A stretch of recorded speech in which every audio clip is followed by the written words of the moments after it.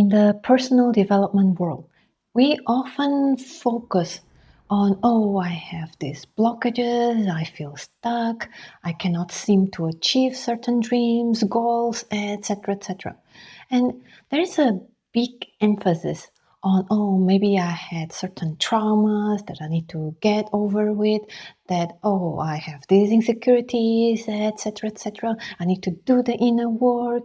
However, while there is true that we sometimes get blocked by our insecurities, by certain traumas, by certain emotional baggages, it is often not just about unblocking what is blocking us, but also gaining the experience by exposing ourselves towards life situations. For example, it is actually like riding a bike. So you might have fears, of course, that you are afraid, for example, of falling or having an accident when you learn to ride a bike. And especially if you have never ride a bike and then you are doing it for the first time, then you are afraid. And maybe some people, they are even more afraid because they had some serious accident in the past involving maybe other kinds of tools for transportation. And now they are afraid to go towards the road with any kind of transportation. However, it is also normal that sometimes we feel afraid, that we feel a little bit insecure when there are life situations that we are not familiar with. For example, public speaking. Like so many people are afraid of speaking in front of other people, in front of camera, that they are actually wondering, oh, maybe I'm stuck because there are fears and traumas that I need to work on, doing the inner work, breath work, etc. However, it is often normal for human beings to be afraid of situations that they are not familiar with. But it is not so much about the blockages that you can do, the unblocking, so that you can gain the confidence, but actually, throw yourself in the situations to actually then learn how to maneuver, how to ride the bicycle, so that you can gain more confidence by doing so.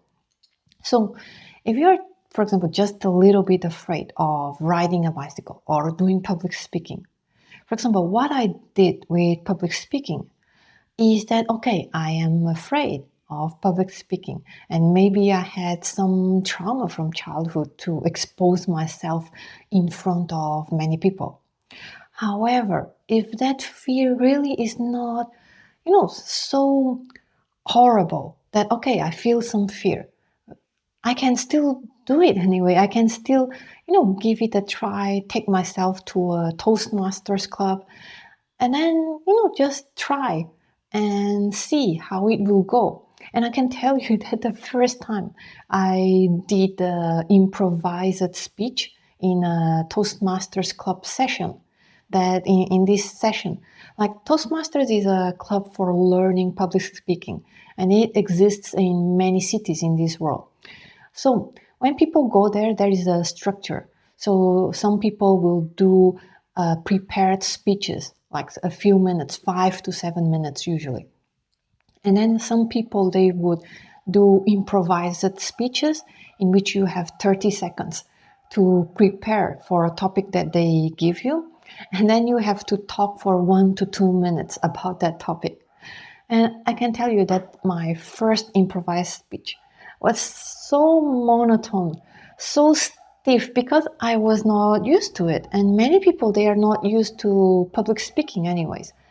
But then, after a few training, a few sessions, I could already feel more at ease. That even though I worry, like, oh, I still feel stiffness in my body and I still feel this adrenaline rush and all, but by being at the stage, it's just like riding a bike, by being on the bike and actually get the sense of it, then I will gradually learn how to ride intuitively, so that if I am on the stage, I will intuitively learn gradually how it feels like, how to talk, like how to, manage my nervousness while still speaking. How do I remember what I want to speak, etc., etc. So that it is by riding the bike metaphorically that I can get to learn, because you can learn from many scripts, like, oh, to ride the bike you just sit on the bike and then put your feet on those pedals and then you do this motion, and then with the speed, like a low speed at the beginning, move this and this to balance. Like, you can have the whole script, but when you throw yourself to the experience itself, you will learn all the nuances that it's so hard to describe through words, really. So it is very important that we don't get so stuck in, oh, I am stuck because I feel fear, because I'm afraid of how I'm perceived. Because sometimes you will have these blockages, but as long as they are not too much, you don't really need to be in therapy to work out all the things inside you, to purge out all the things, to actually expand yourself.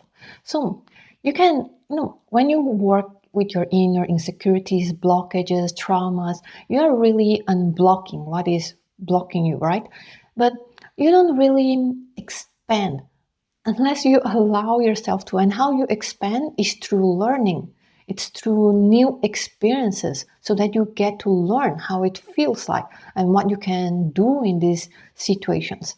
So it is normal to have some fear, some insecurities, and lack of confidence. And confidence actually comes from when you get into the situation, and the more you gradually learn and you succeed, then your confidence will gradually build. And that is also what happened to me when I did the public speaking. Like, I was so afraid, so nervous. But then in, I think, the second improv speech, and they gave me like the, oh, talk based on the music, Who Lets the Dog Out?